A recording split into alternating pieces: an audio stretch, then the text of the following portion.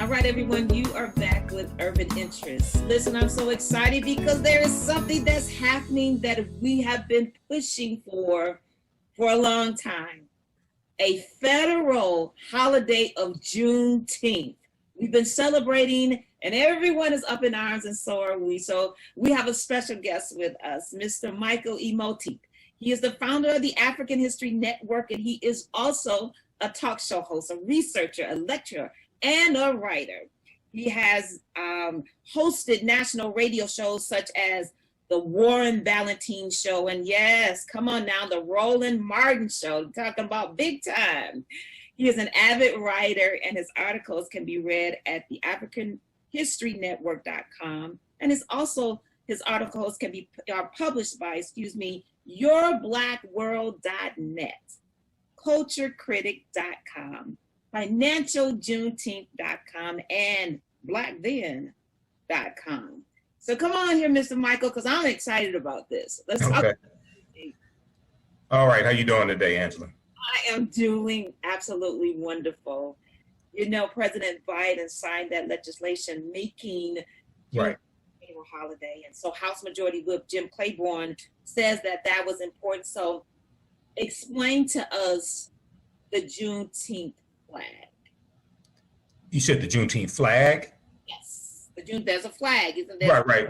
Well, the Juneteenth flag is a variation of the U.S. flag. So it's to recognize that, in 1776, 4th of July 4th, 1776, when the Declaration of Independence was signed by the first 4 of 56 signers of the Declaration of Independence, the majority of African Americans were still enslaved. So this is designed for us to have something of our own, and it's red, black, and green as well, which are the colors of the Pan-African flag, which was created by Marcus Garvey and the Universal Negro Improvement Association. It was adopted in August of 1920 at their international convention. More importantly than the flag is to understand Juneteenth and the history behind Juneteenth.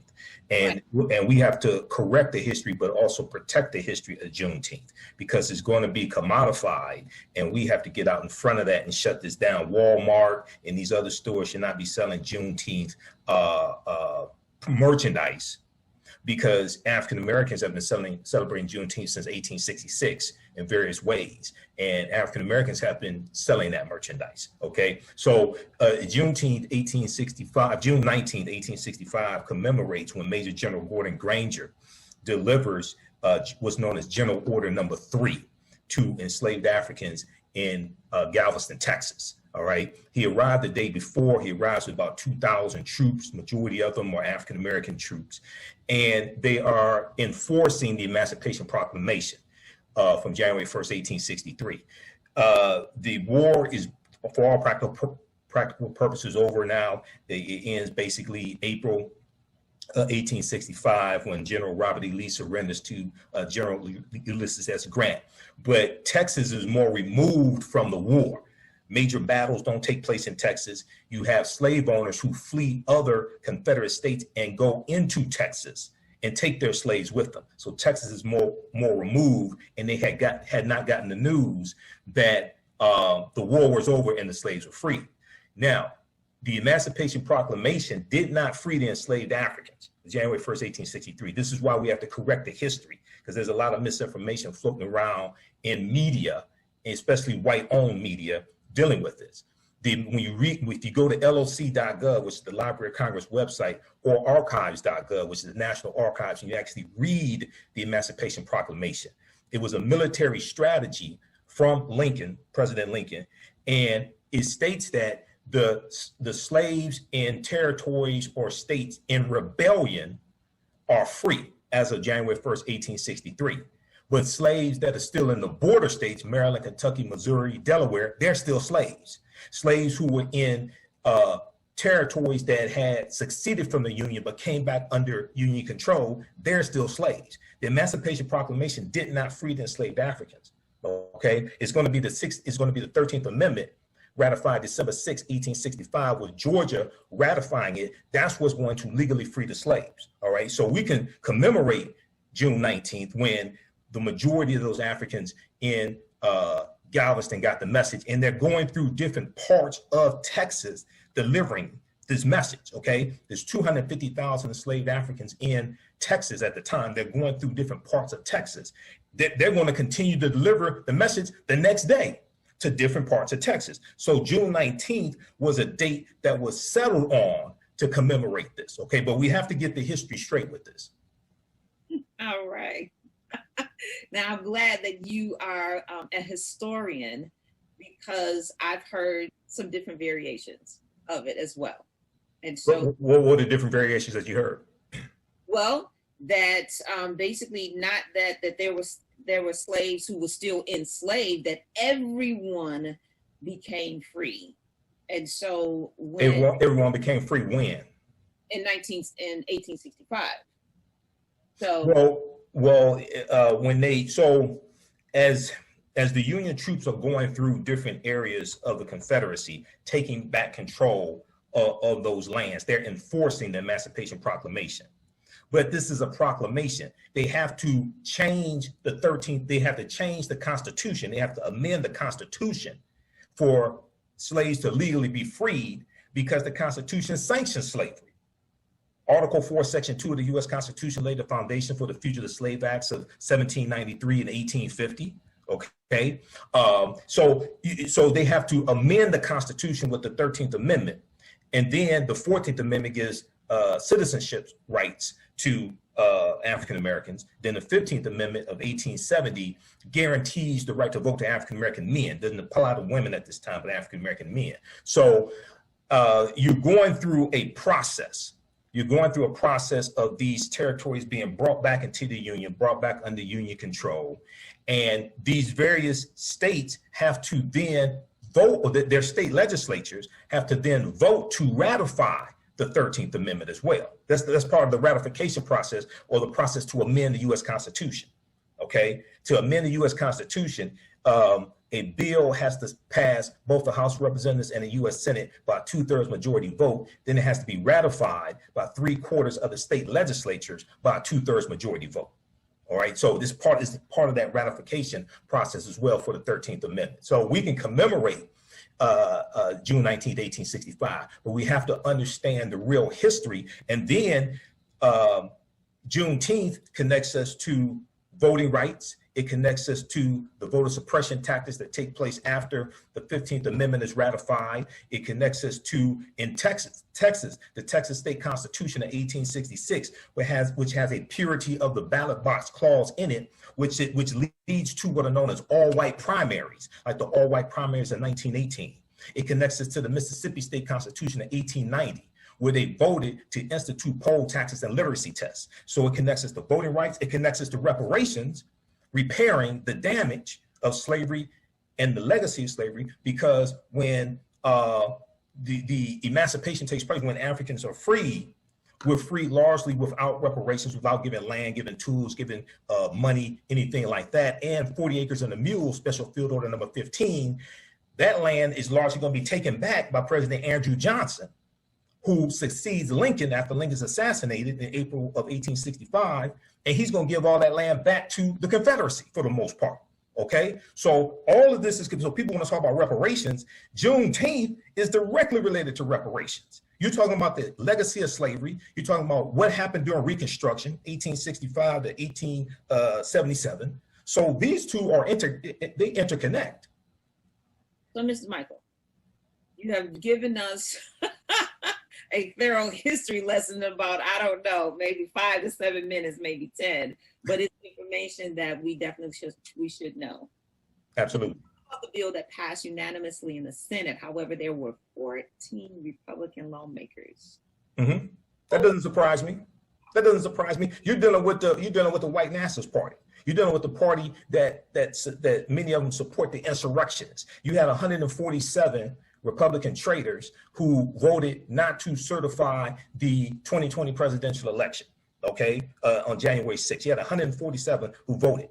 Now, it's important for people to watch what's taking place. Go to govtrack.us, govtrack.us. You can track these bills in Congress and you can see who supports them. go to congress.gov and read these bills, okay? Congress.gov and read the bills. The George Floyd Justice and Policing Act passed the House of Representatives March 3rd, 2021 by a vote of 220 to 212. 212 Republicans voted no on the George Floyd Justice and Policing Act after they sat there and cried and talked about how wrong it was what happened to George Floyd. No Republicans voted for the bill. The $1.9 trillion American Rescue Plan. No Republicans in the House of Representatives or the U.S. Senate voted for the bill. H.R. 40 is in the House of Representatives right now. It passed out of the House Judiciary Committee 2 or 3 months ago for the first time in 32 years, originally introduced by the Honorable John Conyers from the 13th Congressional District. Now is sponsored by Representative Sheila Jackson Lee of Texas, who also is the one who sponsored the Juneteenth bill from Texas, because this deals with Texas. Reparations and Juneteenth are interconnected. Anybody that lies to you and tells you they're not, they don't know what they're talking about. This is about 188 members of the House of Representatives that have signed on to support H.R. 40. None of them are Republicans. None of them are Republicans. So we can see the ideology of the party. So of the Republican Party, the GOP. So I'm neither Democrat nor Republican, but I sure as hell ain't stupid. I can see who consistently supports bills that benefit African Americans, and I can see who consistently vote against those bills and are obstructionists to those bills. So yeah, I'm not surprised it was 14. I'm surprised it wasn't more than 14, tell you the truth. So Michael, what you have said is definitely true with regard. I say we need to stay woke. I think we're sleeping a little bit. I think we've gotten a little bit comfortable with what's happening and what's going on, because we know that there's over 90 voter suppression bills and or has been passed that's trying to make it harder for us to vote in the upcoming election. Close to 400. It's close to 448 state legislatures that are being pushed by Republicans. It's close to 400 bills. It's about last count was about 381 bills in 48 state legislatures. See, we don't understand the white backlash that always comes after periods of perceived gains by African Americans. The end of Reconstruction, 1877, with Rutherford B. Hayes becoming the Republican candidate for president, becoming president, and the Republicans agreed with they agreed to compromise with the Democrats and remove the Union troops out of the South that were largely enforcing the rights of African Americans. And this is what ends Reconstruction. You see a backlash to the civil rights movement with the election of Richard Nixon, okay, and who ran on the platform of law and order. You see a backlash to 2 terms of President Barack Obama with the election of Donald Trump, who ran on the platform of law and order. You see a backlash with the attack on critical race theory and the attack on the 1619 Project, which was a backlash to the summer of 2020 and the Black Lives Matter protests and the protests over George Floyd. All this is always a backlash, okay? And we see this, and then they attack you, usually not in the streets.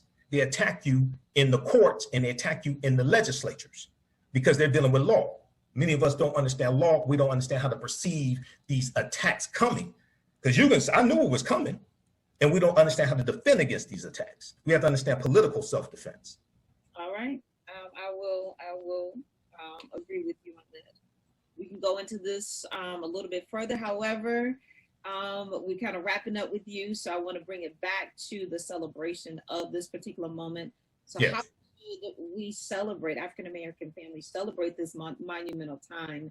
And are there any events in the area that you can share with our audience? Well, there are events taking place all over Detroit. I'm actually in Atlanta right now because I'm here for the 3-day Juneteenth Festival in Atlanta, and I'll be speaking there Saturday and Sunday at the Centennial Olympic Park. But you can probably Google Juneteenth Detroit. There are celebrations taking place.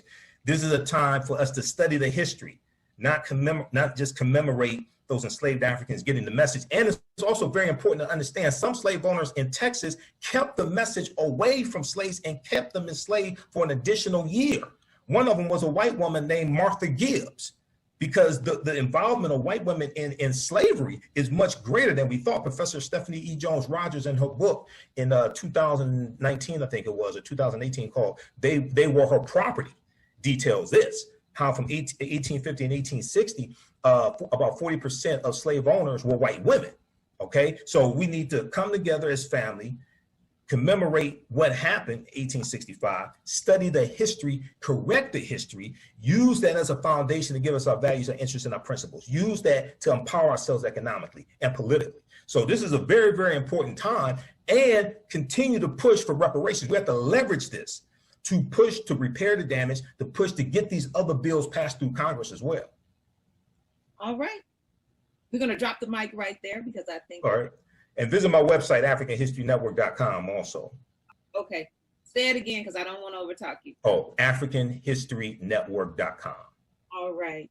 Thank you so much for being Thanks, here. Angela. Appreciate you. And hey, success on that speech on tomorrow. Okay, thank you. Okay, so that was Angela Matthews of Urban Interest interviewing yours truly. That was from June 18th, 2021, dealing with the Juneteenth Federal Holiday. Now, as I was playing, I was showing some articles, and I was showing this article here from Politico.com. Because I hear a whole lot of people talking about reparations. Then I ask them, explain to me how many votes it takes to get a bill passed in the House of Representatives, and they can't tell me. I hear crickets. Then I ask them, tell me how many votes it takes to get a bill passed in the U.S. Senate. They can't tell me. I asked this question to about 50 people in Atlanta when I was speaking. Nobody could tell me. One person said a majority. Well, yeah, it takes a majority, but in the Senate, for most bills, you need at least 60 votes. There's only 50 Republicans. I mean, there's only 50 Democrats. That means you need 10 Republicans to vote for the bill.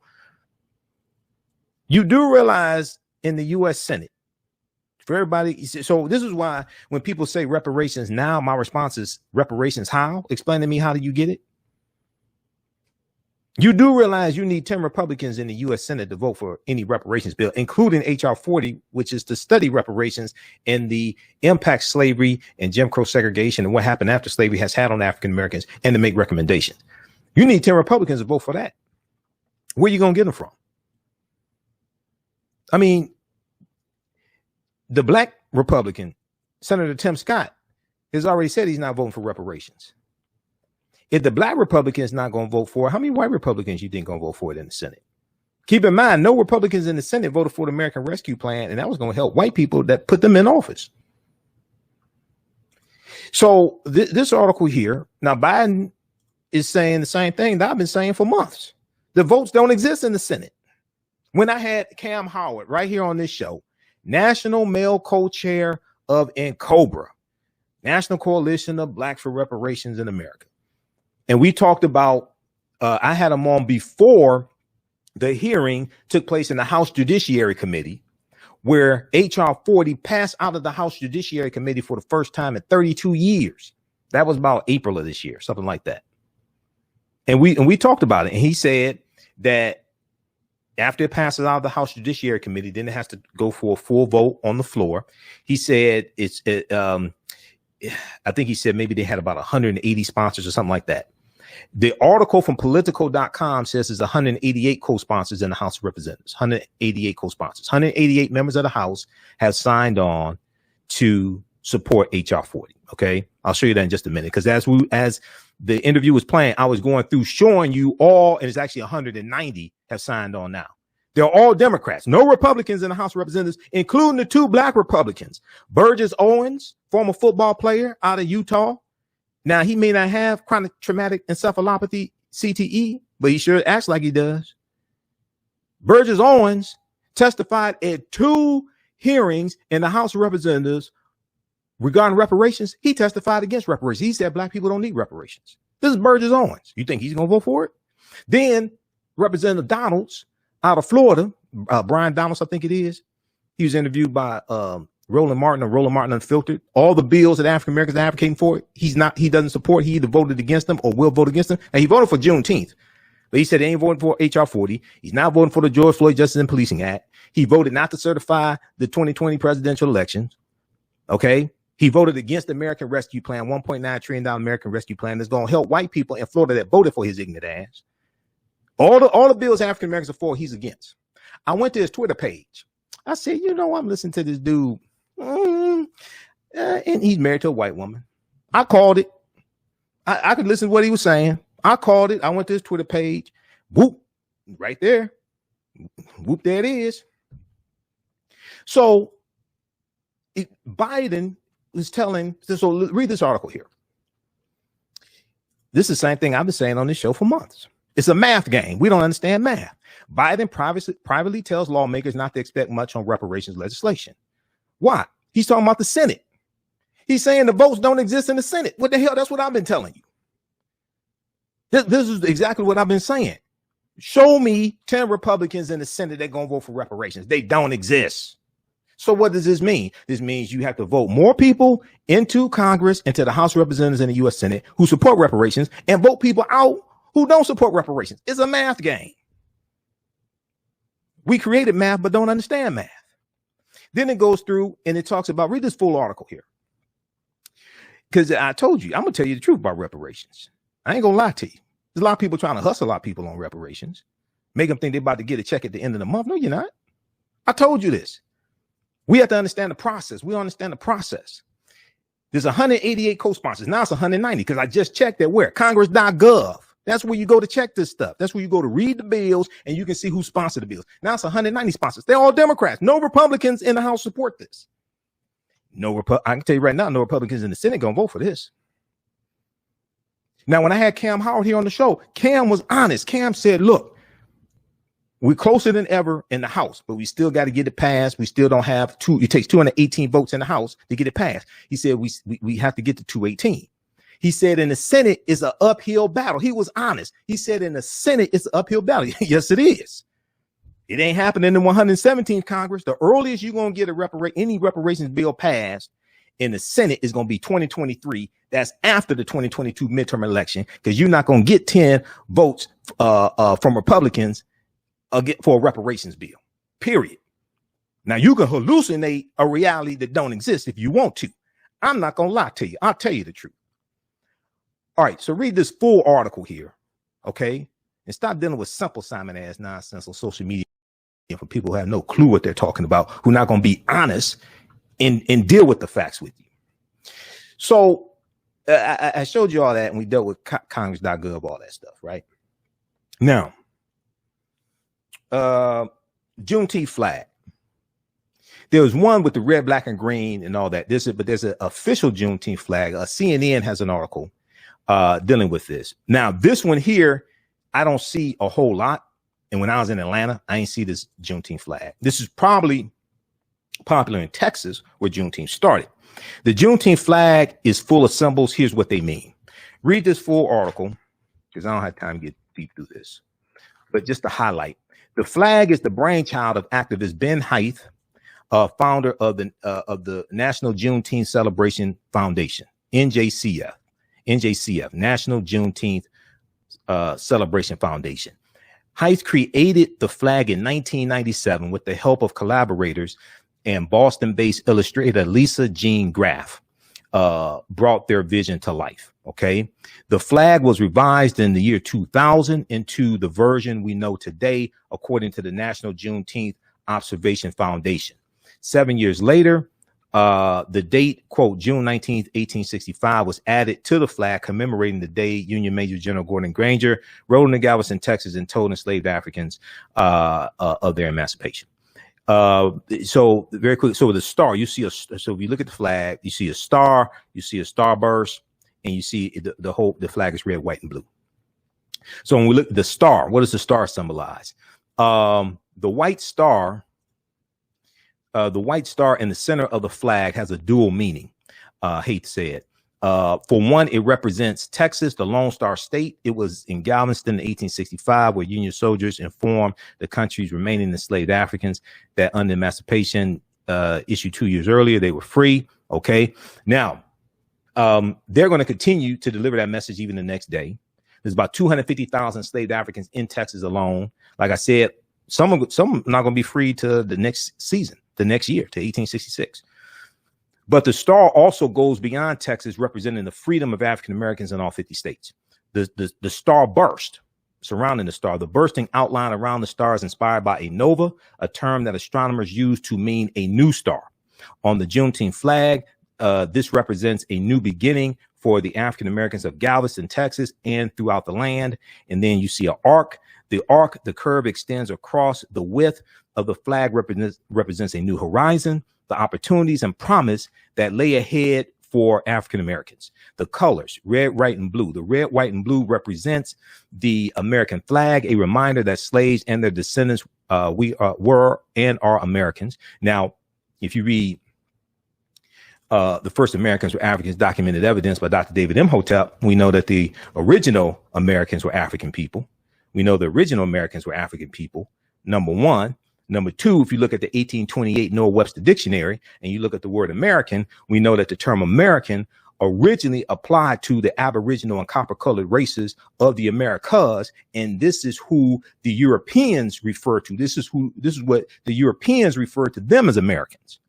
Originally, the term American did not refer to white people. It referred to African people and Native Americans in the Americas when white people found them.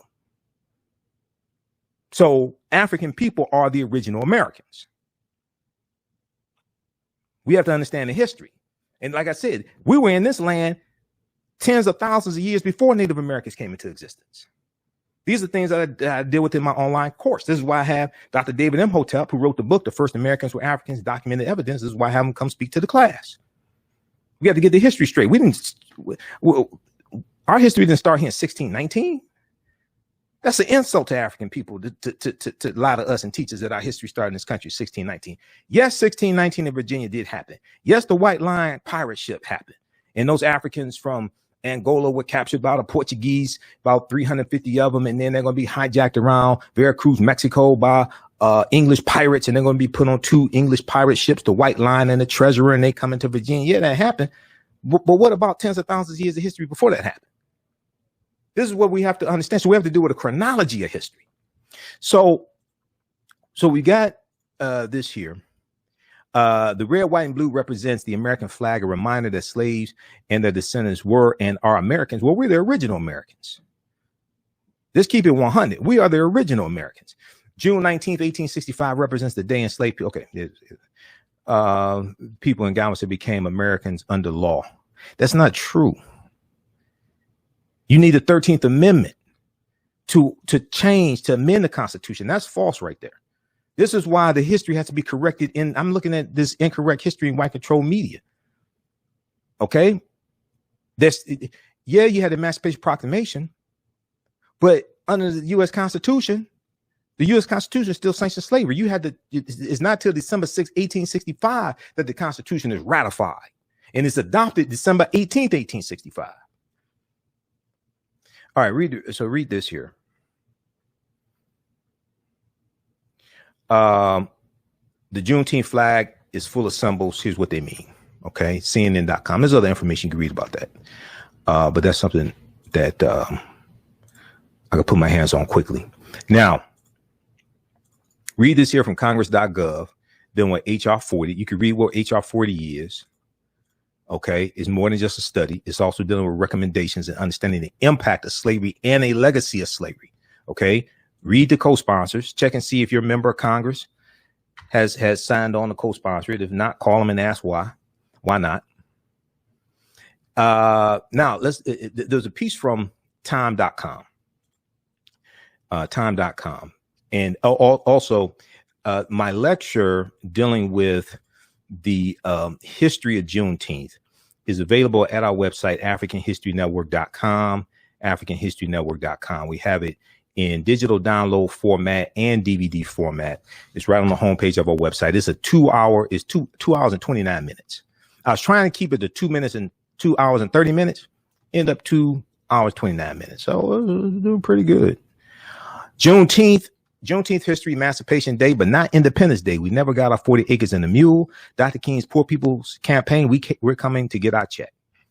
I did this June 16th, 2021. It's in digital download format and DVD. It's available right now at AfricanHistoryNetwork.com. It's right on the homepage. If you register for the online course that we have starting up Sunday, July 4th, you'll get this digital download of this lecture free. If you register for my online course that's starting up Sunday, July 4th, you get a digital download of this lecture for free. Now, A lot of people are saying, oh, we ain't asked for a Juneteenth holiday, blah, blah, blah. I'm not sure when you took a poll. I'm not sure how much of the history of Juneteenth you've actually studied, but that's false also. The fight to make Juneteenth a federal holiday dates back to the 1960s. So let's look at this article here from time.com, Time magazine. I think I have a subscription to Time. I have so many subscriptions. I think they forced me to get a subscription. So that's one of the reasons why I use New York Times, Washington Post so much, because I pay them each month. I mean, I monitor about 35 different news sources on a daily basis, but some of them I have to pay. Washington Post, New York Times, one of them. I think I paid time.com also. I have so many subscriptions. Activists are now this is from 2020. This article here is from June 6th. This is from June 17th, 2020. That's when this article originally came out. Okay. Because they tried to get Juneteenth passed in the Senate in 2020. Activists are pushing to make Juneteenth a national holiday. Here's the history behind the fight. All these dumbass memes floating around, they don't tell you this history. Most likely because the people that make the memes don't know the history. First question I ask is, do these people live in the United States of America? Okay. Now, if we look at this piece here, I want to scroll down. The movement to make Juneteenth a national holiday. In the 1960s, the civil rights movement brought a new push. Civil rights movement brought a new push. What the hell is that? The civil rights movement brought a new push for America to live up to those ideas. And with it came a renewed awareness of Juneteenth. One turning point in awareness came in the aftermath of the assassination of Dr. Martin Luther King Jr., assassinated April 4th, 1968. At the time of his death, much of Dr. King's work focused on economic justice. At the time of his death, much of Dr. King's work focused on economic justice. Okay. Now, he ain't just come to the realization that we need economic justice. That means you haven't read his books. He wrote 5 books. Okay. Now, he was focused on economic justice, and he was in the middle of planning a poor people's campaign march for the coming months. After he was assassinated, the work went on, including via a Solidarity Day rally held in Washington, D.C. that Juneteenth. Organized by Dr. King's disciple, Ralph Abernathy, the rally, which boasted more than 50,000 participants, capped off about 6 weeks during which activists lived in an encampment called Resurrection City to raise awareness of inequality. Wiggins believes that the success of the rally helped inspire participants to host Juneteenth celebrations in their own communities in the years and decades that followed. It was during this period that the modern effort to make Juneteenth a national holiday developed. You're talking about the late 1960s. It was during this period that the modern effort to make Juneteenth a national holiday developed. Amid a widespread push to raise awareness of Black history, many felt that the American calendar ought to reflect the past. The fight over a national Martin Luther King Jr. holiday, which would first be celebrated in 1986, was underway, and some felt that Juneteenth was also a crucial part of the story. You're talking about 1986. People ain't just start fighting for Juneteenth. Opal Lee has been fighting for years, 94 years old, member of Zeta Phi Beta Sorority Incorporated. People ain't just start fighting to make Juneteenth a federal holiday. Some African Americans just found out about Juneteenth last year. Let's just be honest. So they think it's something new. No, it's not. Thanks to the efforts of State Representative Al Edwards, known as Mr. Juneteenth, Texas became the first state to make Juneteenth a state holiday in 1980. Al Edwards died in April of 2020. Okay, those watching on Facebook and YouTube, keep watching. We're going to keep broadcasting for a few more minutes. Also, if you like this type of information, you can support the African History Network, $ the AHN Show through Cash App, $ the AHN Show through Cash App. Also through PayPal, paypal.me / the AHN Show, paypal.me / the AHN Show. We're here 6 days a week. This helps us keep doing the research, stay on the air, keep broadcasting. With Juneteenth, we have to correct the history and we have to protect the history. We have to correct the history and we have to protect the history.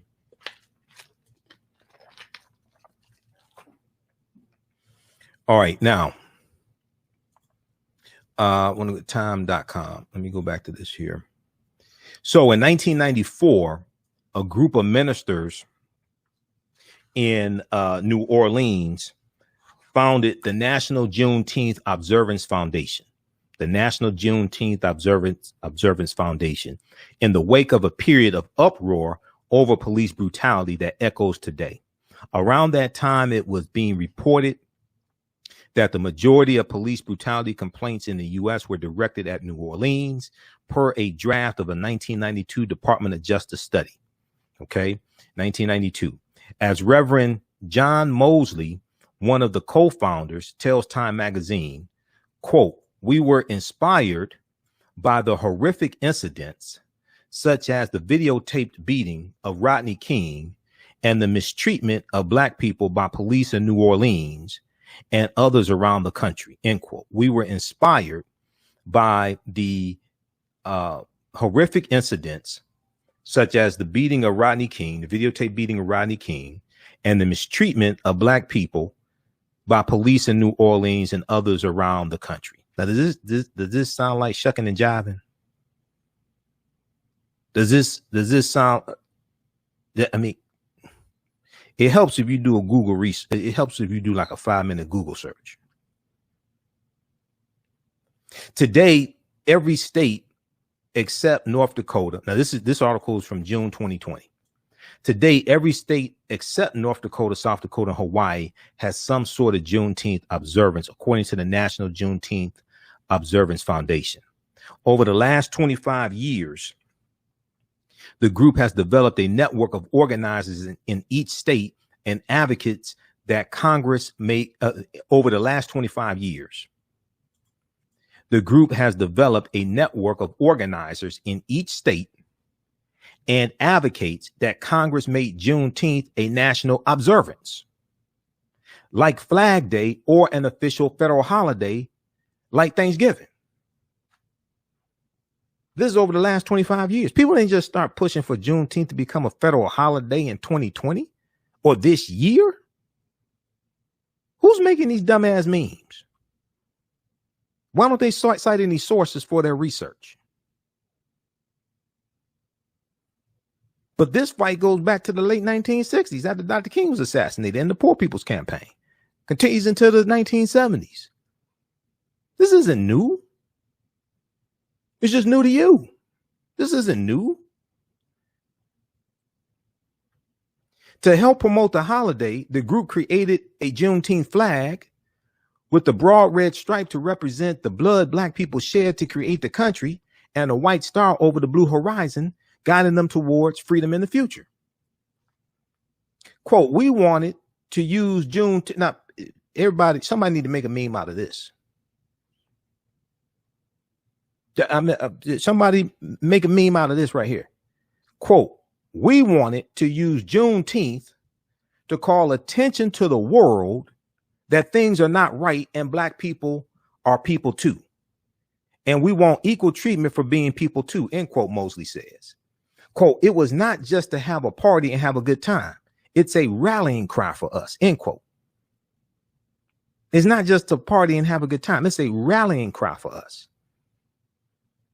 Now, Cliff Robinson, who in 1997 started the website Juneteenth.com as a clearinghouse for information on Juneteenth celebrations, says that the growth of the internet in the 1990s and social media in the 2000s has made Americans much more aware of the holiday. Its history became part of the national conversation when Ralph Ellison's posthumously published second novel entitled Juneteenth, with a key plot point occurring during a Juneteenth celebration, came out ahead of the holiday in 1999. Certain TV shows like Blackish and Atlanta have run Juneteenth episodes too. But Cliff Robinson says nothing so far generated momentum for the holiday the way news of the Trump rally did in 2020, when Trump was going to have a rally in 2020 around Juneteenth. Then Trump claimed credit for making Juneteenth popular. It was already popular. Now, some more people found out because just of all the media talk. And this was during the pandemic. So you at the same time, you have the social justice movement that's exploding and the protests in the streets surrounding the killing of George Floyd and Ahmaud Arbery and Breonna Taylor. And people are at home during the stay-at-home order. So they're watching TV or they're out in the streets protesting. Opal Lee of Fort Worth, Texas, the 93-year-old, she's 94 years old now, Juneteenth advocate who started Make Juneteenth a National Holiday in 2020 petition on change.org, says the coronavirus stay-at-home orders have allowed time for the significance of the protests and Juneteenth to finally sink in. She said, quote, I hate to say the pandemic helped, but people have had to stay home and they are doing thinking and noticing that they didn't have time to do. Read the rest of this article. I just want to give you some background information, because I see people circulating a whole bunch of nonsense that can easily be proven false with a 5-minute Google search. Read this article here. This is from June 2020. Activists are pushing to make Juneteenth a national holiday. Here's the history behind the fight. This fight goes back decades. They ain't just, come on. Come on. If you don't know, just say so. So read this article here. I saw a segment on MSNBC discussing this, and they put the number at 62% of Americans. I'm trying to find that piece. I think it was on Ali Velsh's show on MSNBC this past weekend. But this article from NBC News has a link to the actual study from actual poll from Gallup. It was a Gallup survey. Okay. So look at this here. Most Americans know little or nothing about Juneteenth, poll finds. Academics believe that increases in the number of Americans familiar with the holiday, which commemorates the end of slavery in the U.S., may be a result of last summer's protests against racism. And there was an increased focus on Juneteenth in June 2020 because of the Black Lives Matter protests, the protests surrounding George Floyd, all that. Okay. Now, as we said before, the majority of enslaved Africans in Texas found out that they were free, but there are going to be some that are held for another year in Texas, enslaved. The word was kept from them, okay, by their slave owners. More than 60% of Americans know nothing at all or only a little bit about Juneteenth, according to a new Gallup survey. The 37% of respondents who reported having, quote, a lot or some knowledge of the holiday may be an increase from previous years, pollsters and academics believe, reflecting growing awareness after last summer's summer 2020 protests against racism and police brutality. The survey, the results of which were released on Tuesday, found that nearly, so this was last Tuesday, that'd be Tuesday, June 15th, Tuesday, June 15th, because this article came out Wednesday, June 16th. The survey, the results of which were released on Tuesday, June 15th, found that nearly half supported teaching the history of Juneteenth in public schools.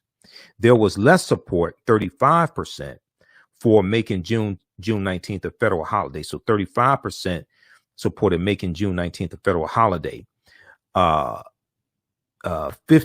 almost 50% supported teaching the history of Juneteenth in public schools. But only 25% of respondents said they were opposed to the idea. Now, on Tuesday, June 15th, the U.S. Senate unanimously approved a bill that would make Juneteenth a legal holiday. The House passed the bill by a wide margin the next day, with 14 Republicans opposed to it. Keep in mind, also, 62 Republicans voted against the COVID-19 Hate Crime Act, which is in the House of Representatives. 62 voted against it in the House, which is ostensibly known as the Anti-Asian Hate Crime Bill. It is not specific to Asian Americans. That's why you have to go to Congress.gov and read these bills. Now, also, the vote in the Senate, the way it passed in the Senate is was not a formal vote. there was no objection to it in the Senate. In 2020, Senator Ron Johnson of Wisconsin, whose dumbass went to a Juneteenth celebration after what went down in the Senate, after it passed the Senate for Juneteenth, he went to one and he got booed, rightfully so, because he blocked the bill in 2020. A formal vote in the Senate on June 15th did not take place. What happened was there was no opposition to the bill, so it was able to pass the Senate, but there was no formal yay or nay vote in the Senate. People have to keep in mind that's how it passed the Senate. There was no formal yay or nay vote. It just passed with no opposition. Okay, there was a formal yay or nay vote in the House of Representatives. So the 14 who opposed it are on record voting against it. You can go to govtrack.us and you can see the 14, and there are articles written about this. You can see the 14 Republicans, all white men, who voted against making Juneteenth a federal holiday. They're all Trump supporters also. Now, on Tuesday, the Senate unanimously approved a bill that would make Juneteenth a legal holiday. All right. Now, also known as Emancipation Day, Black Independence Day, or Jubilee Day, Juneteenth celebrates the day in 1865 when Major General Gordon Granger, Union General, informed enslaved African Americans in Galveston, Texas, that the Civil War had ended and that they were free. Okay. Majority of them are going to be freed, but keep in mind, it's going to be the 13th Amendment ratified December 6, 1865. When Georgia ratifies the 13th Amendment, that's what's going to legally free the slaves. It's not the Emancipation Proclamation of January 1st, 1863, which is an executive order from Abraham Lincoln. That's not what's going to legally free the slaves. You have to amend the Constitution to legally free them. Now, the poll is the first poll Gallup conducted about Juneteenth. It was organized by the Gallup Center on Black Voices as part of a continuing effort to understand the public perception of and support for the broader inclusion of Black history in American history, a year after a deep racial reckoning in the country. Camille Lloyd, the center's director, said, okay, this poll was organized by the Gallup Center, the Gallup Center on Black Voices as part of a continuing effort to understand the public perception of and the public support for the broader inclusion of African American history in American history, a year after a deep racial reckoning in the country.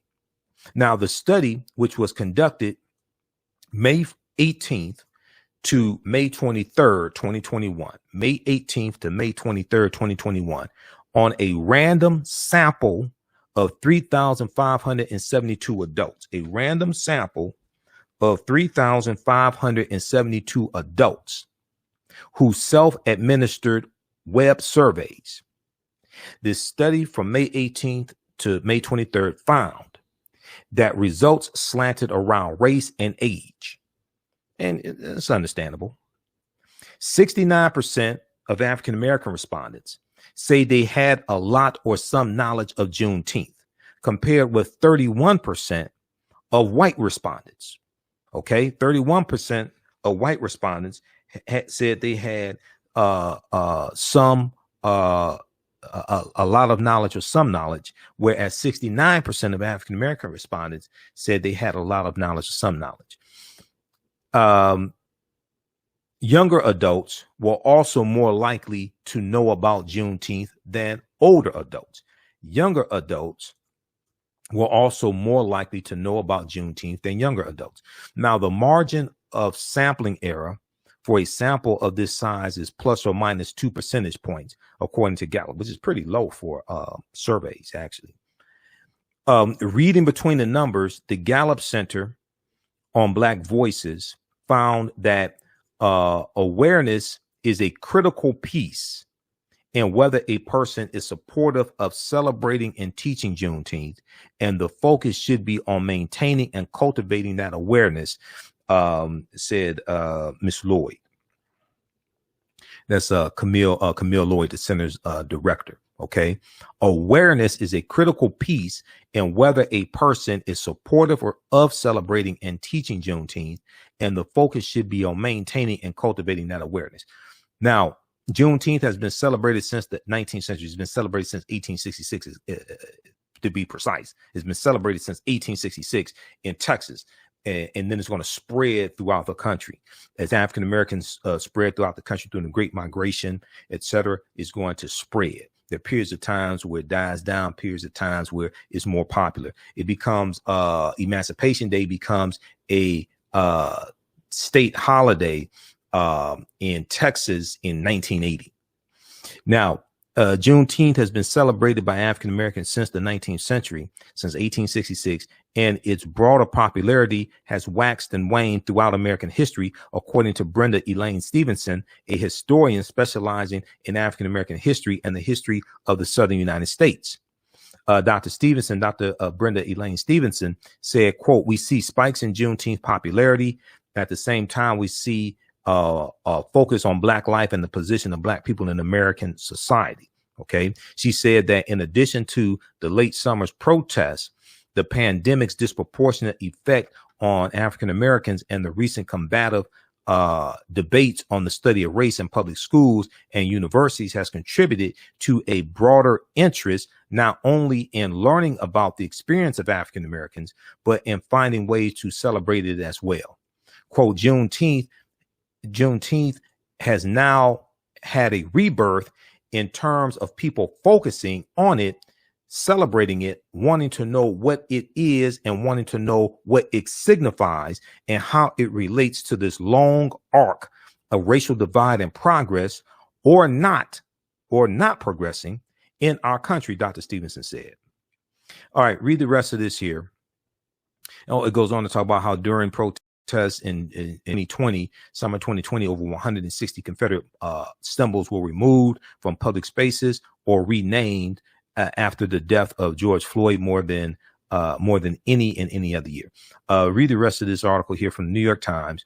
Most Americans know little or nothing about Juneteenth poll finds. This is from June 16, 2021 by Isabel Grulin Paz for New York Times. All right, look, we're out of time here, way over time. If you like this type of information, also you can support the African History Network, $ the AHN Show through Cash App, $ the AHN Show through Cash App, also through PayPal, paypal.me/the AHN Show. We're here 6 days a week. This helps us keep doing the research, stay on the air, keep broadcasting. And you can also visit our website, AfricanHistoryNetwork.com, and support us there as well. Be sure to register for my new online course that starts up Sunday, July 4th, 2021, 2 p.m. Eastern Standard Time. Ancient Kemet, the Moors, and the Maafa, understanding the transatlantic slave trade, what they didn't teach you in school. And this is a 10-week online course that I teach. We deal with thousands of years of history and what led up to the transatlantic slave trade taking place. So we have the information on the homepage of our website. And when you scroll down and click on the link, it takes you to our page on Learn World, and just click on enroll. And you can, as soon as you enroll, you can start watching the content. And there's a bonus of classes 1 through 7 from the current course that's going on right now. And we're going to enroll you in that Saturday class and enroll you in the new Sunday class that starts up Sunday, July 4th. Okay. The 4th of July. All right. We have to get out of here. Remember, right knowledge corrects wrong behavior. It's not over till we win. Wakanda forever. And we'll talk to you tomorrow.